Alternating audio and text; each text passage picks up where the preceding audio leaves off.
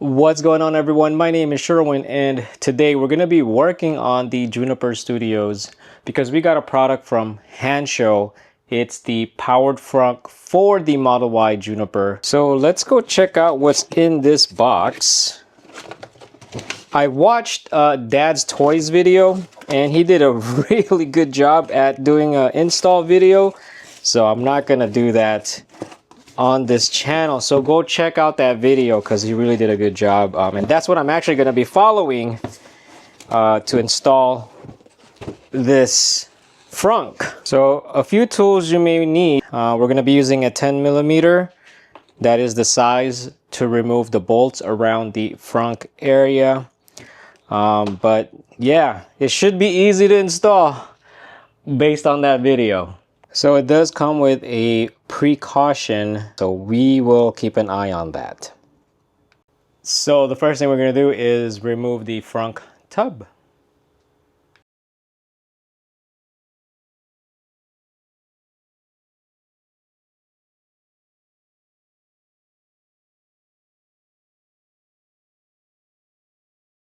Okay, so I wanted to add a few things. While watching the video, it wasn't really that apparent to me until I started checking out other things. But in the video that Dad's Toy was mentioning, this is where you would unlock it. There's like an area where you could actually slip this thing in there. My neighbor actually sharpened it for me. My flathead doesn't fit to unlock it. But what I didn't know is on the other side, on the bottom piece, is the same thing. There's an area there where you could just pop it in and push it. Now it's really hard to get in there, and I had to remove my watch, and even then it's still hard to get in there. So the next thing we're going to have to do is remove the ball that was holding the bottom part of the strut.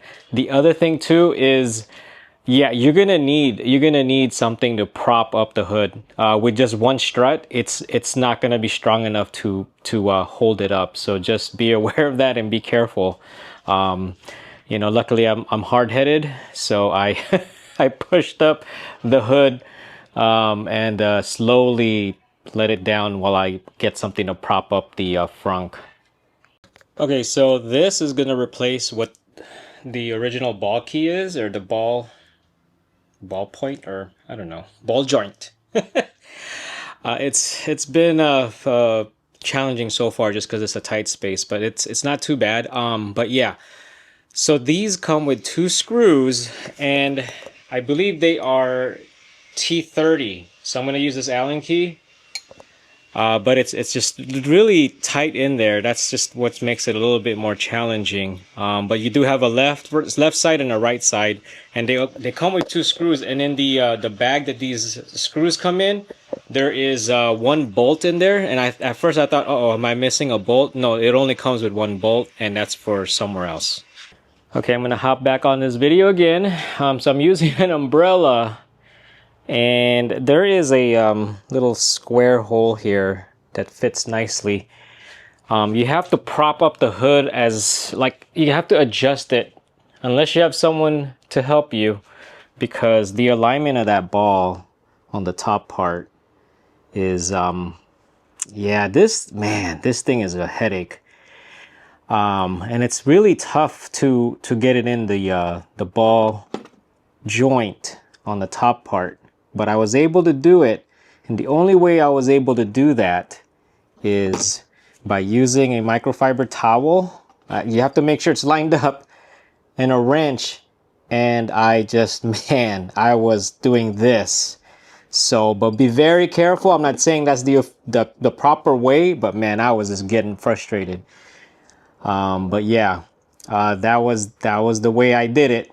Now I gotta go on that side, and the sun's going down. We gotta hurry. So this is what we have with the wiring. So I have it zip tied here. I was gonna zip tie it along the orange, but that's high voltage, and I don't think low voltage and high voltage are a mix. You can't do that, I don't think. So I'm not going to. So wherever there's black, I zip tied it to black. And so it's running through here, that 1 box with the brown cable I have hidden here, zip tied it. It's underneath there. There's open space there, but again, it's just a really small area. Then the cables, I just kept zip tying them around down here. I'm following existing cables because I figured that's like a free space area. Like there's space there when you put the tub back and everything. So I just ran it along there. And then the other box I have here, I zip tied it. I have two zip ties here and here. So it shouldn't be rattling or anything like that. But yeah. Okay, whew, man. So I wanted to play with it for a few weeks before doing this part of the video. As far as having a powered frunk, I've always used a frunk regardless of whether it was powered or not. I love using the frunk in all of my EVs because this compartment is actually separated from your cabin. And so whenever we have food like takeout or just leftover food, to-go boxes and all that, it goes here because I don't want to throw it in the trunk because it's gonna smell the cabin. It's gonna, man, I don't like doing that. I've always used this whether or not it's powered, but now that it's powered, oh man, whole nother level. Oh my goodness, it even adds more convenience to this vehicle. If you were gonna ask me why doesn't it come like that out of factory, it's probably the same answer as why don't Tesla put outlets in their vehicles? I mean, the Cybertruck has powered frunk and outlets.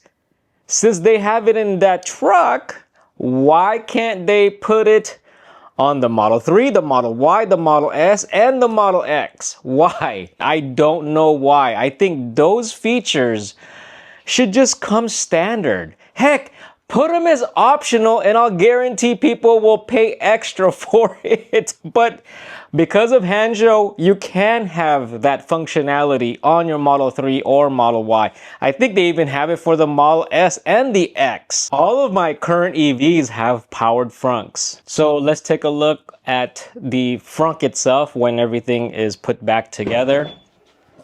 So you can access the powered frunk using the app on the phone. You can close it with the button down here. And then you can also use the screen inside the vehicle to open and close. So there's several ways to gain access to your powered frunk. But yeah, it looks like factory right here. You don't see anything different.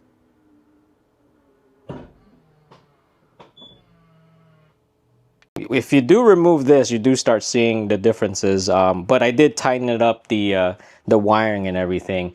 But I did hang out with Andrew, aka SoCal Tesla Runs, and he also has the powered frunk in his Model 3. And the difference that I noticed, his struts are actually, I think they're up here if I remember correctly.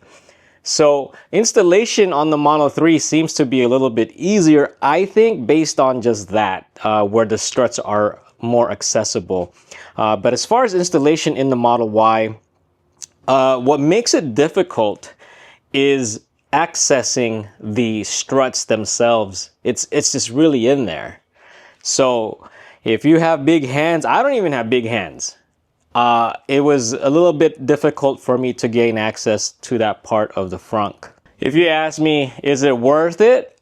I'm gonna say yes, just because I use the frunk a lot. I use it a lot, and I even appreciate it more with the powered frunk. And if you don't use the frunk often, you probably will use it more because of the powered frunk. But yeah, shout out to Hansshow once again for sending it out so I could try it out, install it, and share with you guys my experience, not only for the installation, but also actual using the product. But do check out the video description.